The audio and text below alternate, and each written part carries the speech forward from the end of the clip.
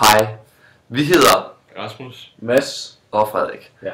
og vi vil fortælle jer lidt om kvindens menstruationscyklus, som vi håber, I vil nyde. Ja, det kommer til at fungere lidt som et radioprogram, hvor Nej, det gør det vi ikke. supplerer hinanden lidt. Jo, Nej. det gør det faktisk. Nå, videre. Ja. I hypotalamus, som ligger her i hjernen, produceres GnRH, som i hypofysen bliver lavet om til hormonerne LH og FSH.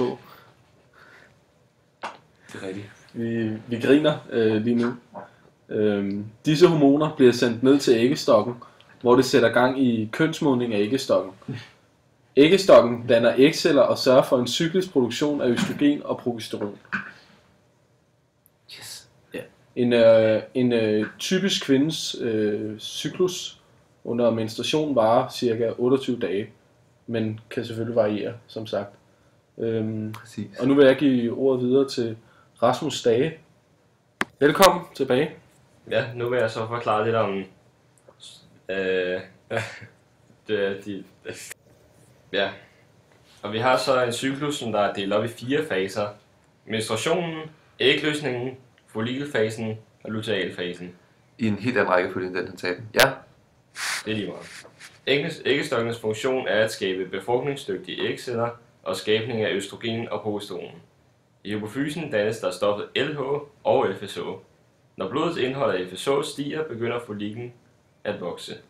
Når det er blevet tid til ægløsning, stiger blodets indhold af østrogenen, hvilket har en positiv feedback på LH, som får folliklen til at briste. Dermed sker der en ægløsning. Og nu vil jeg så give ordet videre til Frederik Kønel fra anden ende. Efter ægløsning bliver progesteron dannet, hvilket har en negativ feedback på LH, som får blodets indhold af LH til at falde.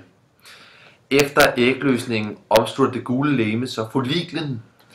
Det gule legeme producerer så østrogen og progesteron, hvilket får det til at vokse sig større, altså livmoderslimhinden.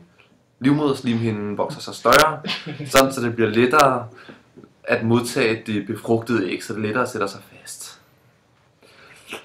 Ja, som I nok har fundet ud af, er stofferne LH og FSH med til at regulere nogle af de processer, der sker i kroppen.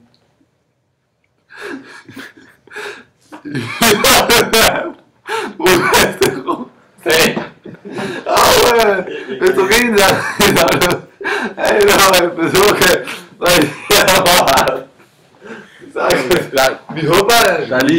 vi håber, I nød vores lille fremlæggelse her og er blevet meget klogere på menstruationscyklusen hos kvinden. Tak fordi I så med. Ja, hej.